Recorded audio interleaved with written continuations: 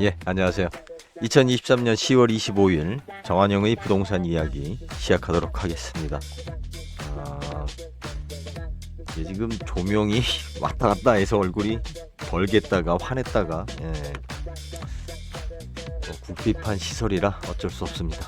그래도 뭐 최선을 다하고 있습니다. 뭐 하도 기사거리가, 부동산 기사거리는 진짜 뭐 쓰레기가 많아서 과연 저거를 계속 이렇게 해야 되나 싶은데, 그래도 해야죠. GTX 효과, 송도, 동탄, 남양주 등 한 달 새 집값 2억 원이 껑충했다.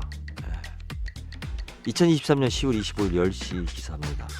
아까 새벽만 해도 뭐 아파트값 떨어졌다, 뭐 주담대 늘어서 뭐 했다, 뭐 이렇게 좀 안 좋은 기사가 나오더니 GTX 효과로 송도, 동탄, 남양주 등 한 달 새 집값이 2억 원이 올랐대요. 누가 그러던가요? 네, 그래서 이제 기사를 쭉 봤는데 덕정, 의정부, 창동, 광원 이렇게 쭉 와서 왕십리, 양재, 과천, 인덕원, 수원, 상록수,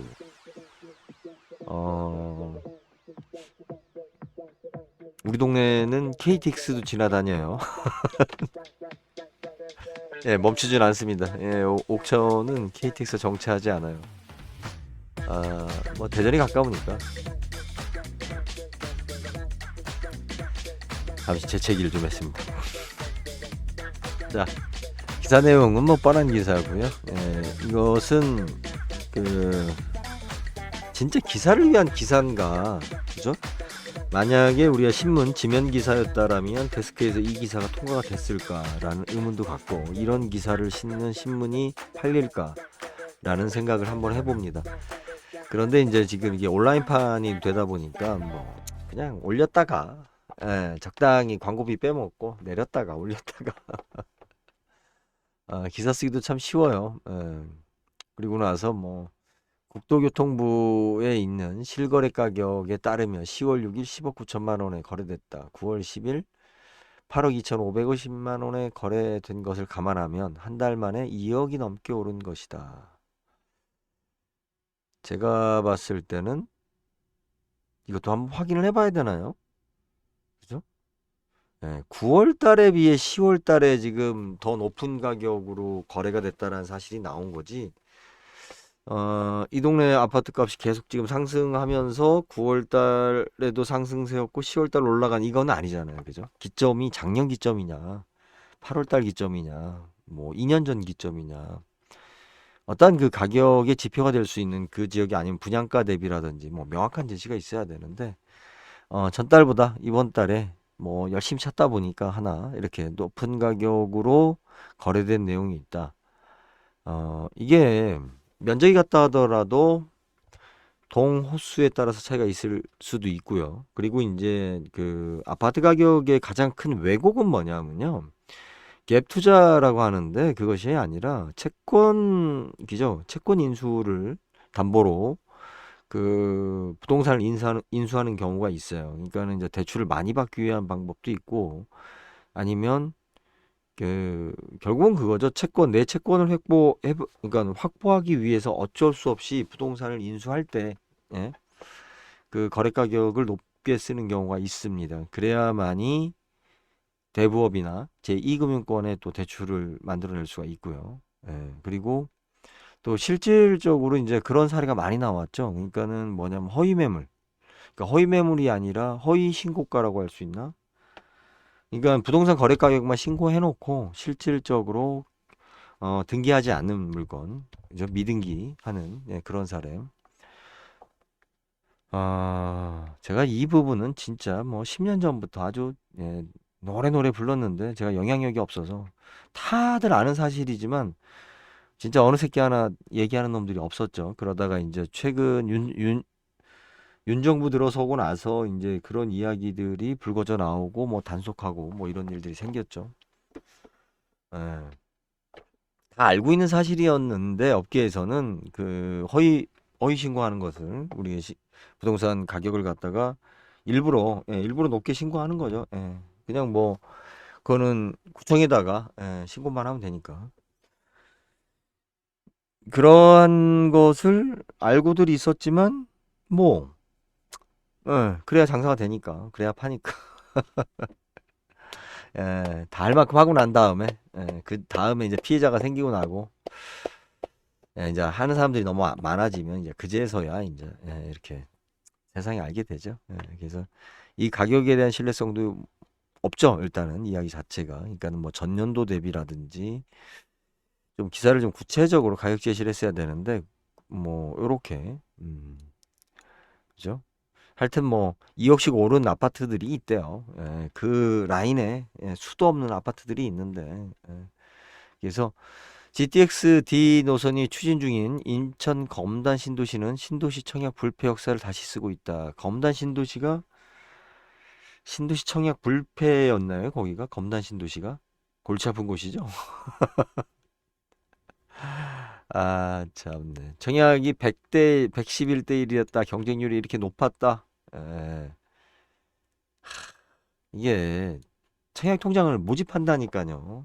아, 일부러 이제 그런 비용들이 제가 말하는 부동산 유통비를 높이는 거예요. 그죠? 177가구를 모집하는데 왜 10,000명이 오게끔 하는 게 왜 중요한데 그 사람들이 다 계약하는 것도 아니고 어차피 분양가는 정해져 있어요. 177명이 오는데 10,000명이 오면 건설회사에서 입장에서 봤을 때는 분양가가 올라가나요? 이익이 더 남나요? 아니잖아요. 분양가는 정해져 있어요. 그런데 뭐하러 10,000명을 불러? 10,000명을 모으려면 그 돈만 해도 얼만데. 19,737건의 청약통장이 왔다라고 그러면 통장 하나 모으는데 10만 원씩이라고 했을 때 얼마예요? 20억을 쓴 거예요. 20억을. 광고비하고 뭐하고 청약통장을 만들고 이것이 자발적으로 왔던 그죠? 건설회사에서 썼던 저 청약통장에서 뭔가를 얻으려고 내가 뭐 꼼수를 바라고 청약을 했던 사회적 경비가 20억이 날라간 거예요. 최악. 실질적으로 더 많이 날라간 거죠. 그죠? 이런 사회적 경비를 왜 낭비하냐고요. 사회적 경비를 줄여야, 유통비를 줄여야 아파트 값이 현실적으로 거품 없이 소비자한테 갈 수 있는 거예요. 177가구 모집하는데 177명만 모집하면 되지. 공계약할 사람을 뭐하러 10,000명을 모으고 모델하우스를 모으고 행사를 하고 오면은 뭐 하나씩 주고 도우미들 앞에서 춤추고 에? 알바들 써가지고 양복시켜가지고 일당 줘가면서 말이야 그 안에서 돌리고 뭐 하는 짓이냐고. 그 돈이면 아파트 매체 값인데 이런데 비용을 다 쓰고 일반인들이 봤을 때 분양가를 봤을 때는 건설업체가 30%가 남는다라고 하지만 웃기는 소리 하고 있네. 건설업체에서 돈 버는 사람들 많지 않아요. 돈 벌었으면 구속되거나 운이 좋아서 남는 경우는 있죠. 계속 부도나죠. 계속 부도났다 또 하고 부도났다 또 하고 회사 다시 만들어 또 하고 어, 참. 다 이게 사회적 경비에 대한 낭비라고요. 제가 말하는 부동산 유통에 대한 혁명이라는 것은 바로 이런 거죠, 우리가. 예. 그 비용을 줄임으로써 실질적으로 이익을 만들어낼 수 있는 거예요. 비용을 줄임으로써. 비용을 어디서 줄일 거냐고. 땅값을 떨어뜨린다고? 미친 소리 하지 말아요. 씨. 땅값은 정부에서 떨어지기를 원하지 않아요. 이거는 투기의 문제가 아니에요. 지금 당장 나타났잖아요. 제가 맨날 강조했던 거. 응? 야, 네가 언제 그런 얘기했냐? 아니, 증인들이 있다니까 내 주변에 이제까지 지금 이 유튜브 채널을 한 지가 언제고 제가 지주클럽을 한 지가 벌써 15년이 다 돼가는데 제가 쓴 책이 있다니까. 예? 도서관 가봐요. 책이 있다니까. 참네. 다시 또 이제 책이 나올 겁니다. 자, 그래서 봤는데 이제 항상 똑같은 얘기, 이런 기사가 항상 나오잖아. 똑같은 얘기거든. 마치 우리 그 프로그램에서 그 코딩할 때 그 변수만 바꾸는 거지, 이렇게. 변수의 대입값만. GTX D였다가 C였다가 뭐, 이렇게. 어느 지역의 아파트 값이었다. 요렇게 그냥. 참 기사 쓰기 쉬워요. 그죠? 근데 이 기사를 보니까 이렇게 되었는데, 제가 여기에 그러니까 뭐가 있었더라?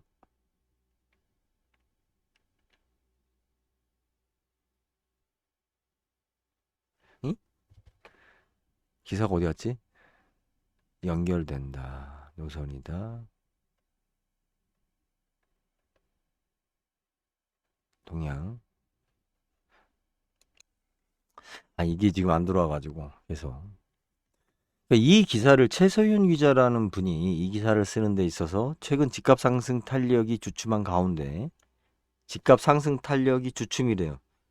예, 떨어졌다는 얘기는 없어. 일단 탄력이 예, 주춤이래요. 주춤인 가운데 수도권 광역급 팽철도 GTX 수혜지 아파트들은 한 달 만에 수억 원씩 오르는 등. 야, 얼마나 좋아. GTX 효과가 여전한 것으로 나타났다고 25일 오늘이요. 양지영 RNC 연구소가 밝혔다. RNC 연구소가 밝혔다. 양지영 RNC 연구소가. 야, 이런 대단한 누구한테 돈을 받아서 이 정부 출연 기관은 아닌 것 같고 이름을 썼으니까 그죠? 연구소래요. 예. 어, 뭐 부동산 개발 연구소인가 보죠. 예. 근데 그래서 도대체 또 아니 기사를 갖다 쓸 정도면 권위가 있는 분일 거 아니에요. 그죠? 예, 그 연구소 자체가 뭐 직원들도 있고 연구원들도 있고 상당히 많은 데이터를 가지고 이렇게 뭔가 그래서 검색을 해봤어요. 요즘 인터넷 너무 좋아. 예, 개인 사업자고요. 이름이 양지영 RNC 연구소예요. 이름이. 제가 과거에 하여튼 뭐 여러 기억들이 있는데 뭐 개인 과세 사업자고요. 그러니까 개인이죠.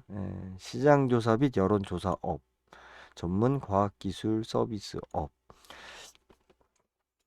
전문 과학기술 서비스업. 그러니까 지금 현재 업태하고 종목에서는 부동산이 없어요.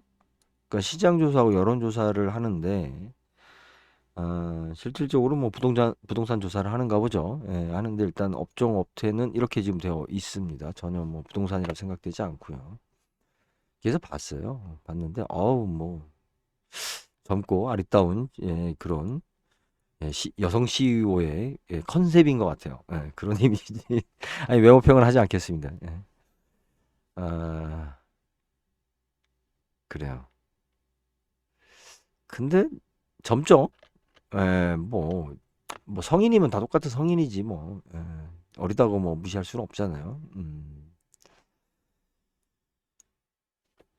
20대를 다 보냈으니 이제 30대신가 보죠. 예.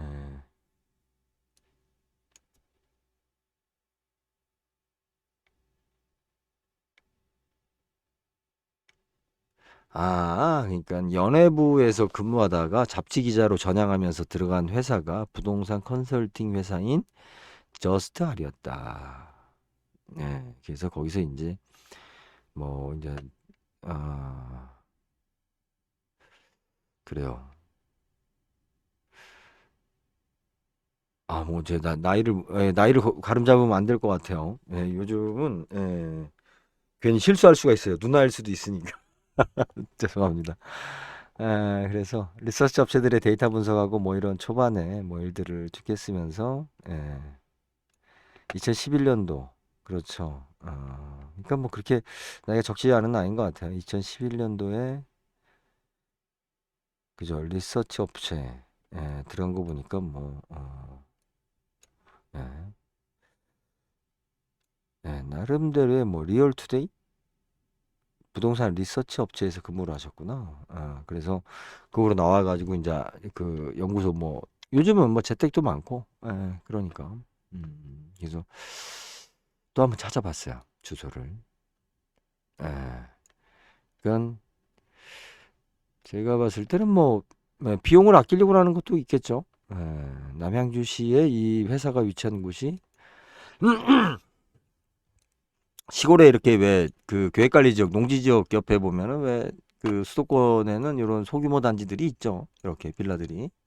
예, 예. 환상 복층. 요렇게 해서 요 위에까지 복층인가 보네요. 그죠? 방 2화 1 분양 사무실 이렇게 해서 102동 뭐 101동 해가지고 있습니다. 그래서 제가 단지가 뭐 별로 크지가 않아요. 예, 크지가 않은데 지금 2023년도 9월 사진이에요. 그러니까 지금 이제 한참 분양 중인 것 같아요. 분양 중인 것 같은데 지도를 다시 한번 봤어요. 그냥 우리 그냥 부동산 이야기 하는 거니까. 그냥. 응?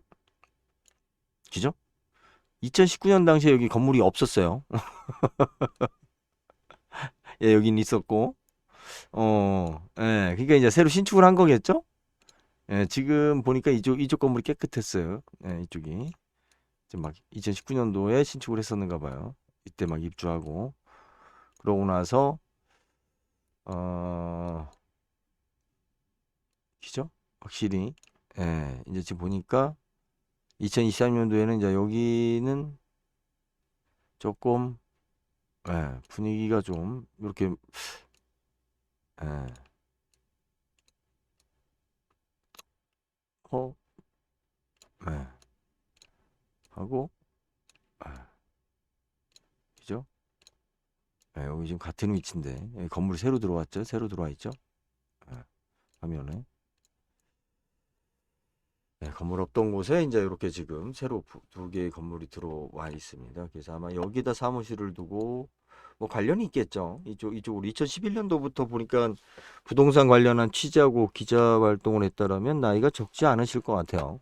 2011년도니까 벌써 그때만 해도 뭐, 그때 아무리 어렸다라고 그래도 30이었다라고 해도 벌써 지금 40이 넘었을 테고, 그때 35, 뭐 40이었으면 지금 50일 테고, 저하고 비슷할 테고, 모르겠습니다.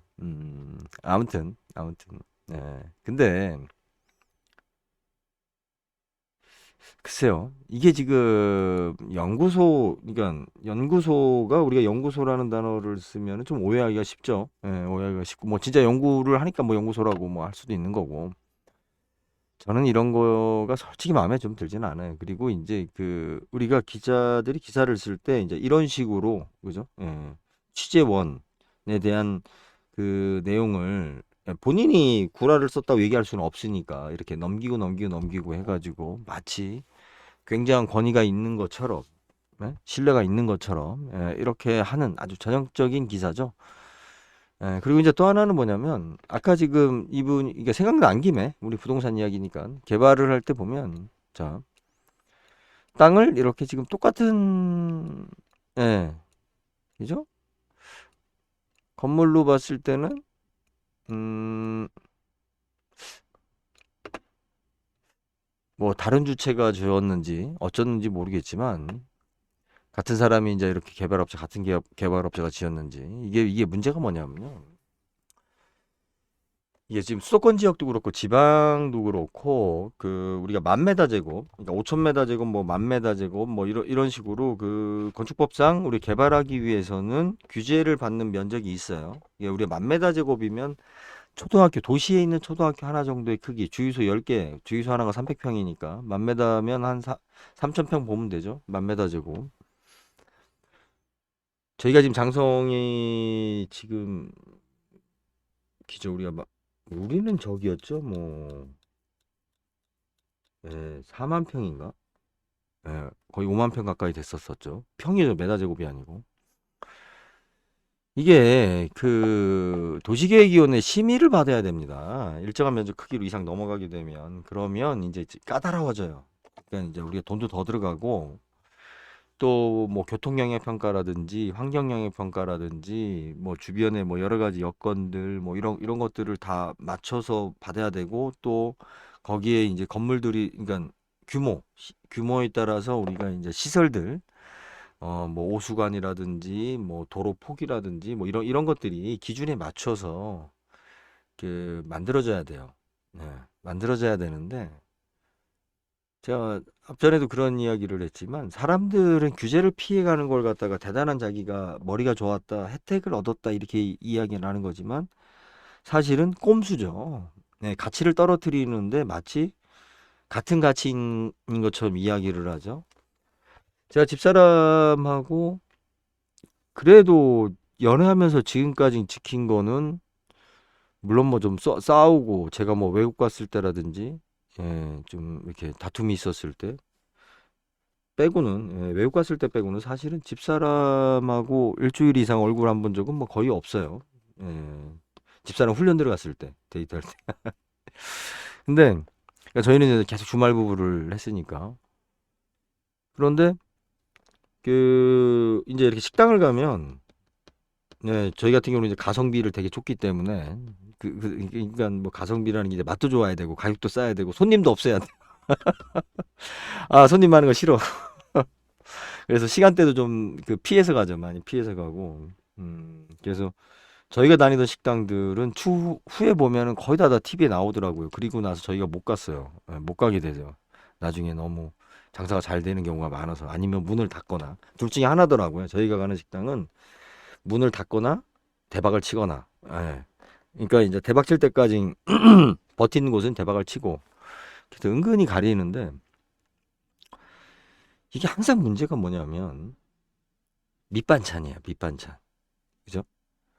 가격이 제가 느끼는 게 뭐냐면 똑같은 가격으로 예를 들어서 우리가 삼겹살이 나온다. 3인분이. 그런데 예전에 우리 식당 기준의 삼겹살 3인분은 뭐 그죠?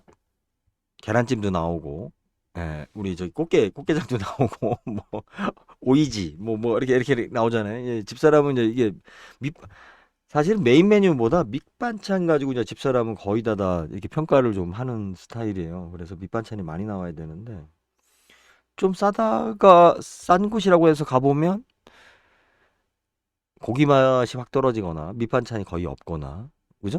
물론 똑같이 고기 삼겹살 뭐 요즘은 200g도 아니더라고요. 150g이 1인분이라고 하던데 제가 대학교 때 200g을 1인분이라고 하는 것에 대해서 도저히 납득이 안 됐어요.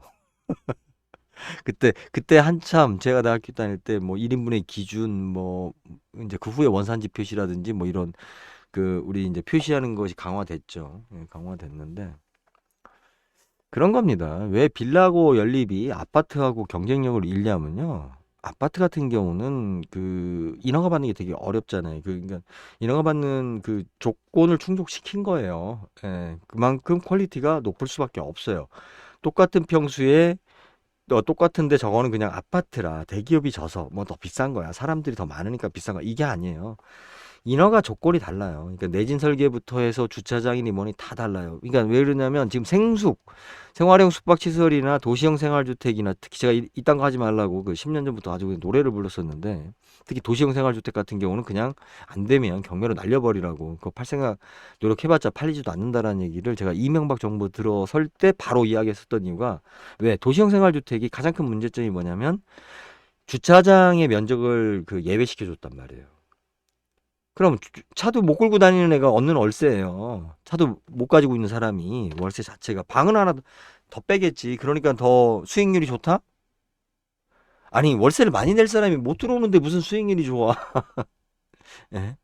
마찬가지예요. 이런 식의 지금 모르겠어요. 뭐 아까 여기 그 지금 뭐 그냥 이쪽이 뭐 고향일 수도 있고 뭐 사회냐 제가 모르는 거 보니까 근데 이 양지영 RNC 연구소가 있는 곳에 대해서 이제 보다 보니까 그런 생각이 났어요. 이제 이 지역의 문제점이 뭐냐면 이 지역이 슬럼이 왜 되냐면 난립이에요, 난립. 왜 그러냐면 이건 단지를 왜 조그맣게 개발하는 거냐면 분양에 대한 리스크를 줄이는 것도 있지만 그죠? 이게 딱 면적이 커지는 순간 규제가 확 달라지거든요. 규제가. 그럼 그런 걸 확보를 하게 되면 이 동네에서 그 돈을 주고 비싸게 분양이 될까? 도 힘들고. 예. 그러니까 이 동네 자체가 싸야만이 오는 거예요. 싸야만이 사람들이. 예? 같은 가격이 아니다라는 걸 우리가 알아야 되는 거죠. 예. 가끔 우리가 그 가격 생각하지 않고 소비자의 권리만을 주장하는 사람들이 있어요. 예. 그 가장 크게 대표적인 게 뭐냐면 중고차예요, 중고차. 중고차 사는 사람들은 새 거 같은 중고 가격의 차를 원해요. 새 거 같은 중고 가격의 차를. 새 거 같은 중고차는 새 거의 값이 가까워요. 별 차이 안 나. 새 차하고. 근데 사람 욕심이 가격은 중고에 가 있고 중고차 가격, 가격이 있고 내가 바라는 것은 예, 세차 수준을 바래요. 그러니까 뭐 이렇게 따졌어. 예, 본네트도 열어보고 뭐 검사하고 뭐가 어떻고 무슨 소리가 나 이렇게 얘기하죠. 세차 사는 사람들이 차 본네트 열던가요?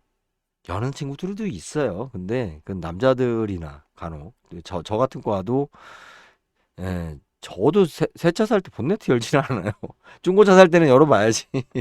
예, 혹시 내 눈에 뭐가 띄는 뭐 하자리도 있을까 이게 굴러갈까 이런 생각에 이것저것 뭐 차 밑구녕도 한번 쳐다보고 세차 살 때는 그냥 우리가 카다로그만 보고 이렇게 가죠. 왜 그렇습니까?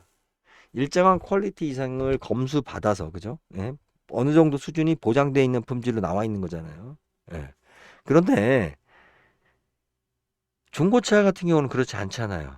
사용자가 누가 썼다고 아무리 구라를 떨어도 한두 번 사보면 알잖아. 당하잖아요. 항상. 예. 사보면 항상 후회스럽고, 뭔가 항상 불만족스럽고. 음. 마찬가지예요. 이런 외곽 지역에 짓는 집들의 개발 업체들이 맘먹고 잘 졌다? 그럼 그 돈 주고 누가 살 건데? 살 사람은 없어요. 예. 그러고 뭐 대대적으로 뭐 이렇게 브랜드 광고를 해가지고 막, 예?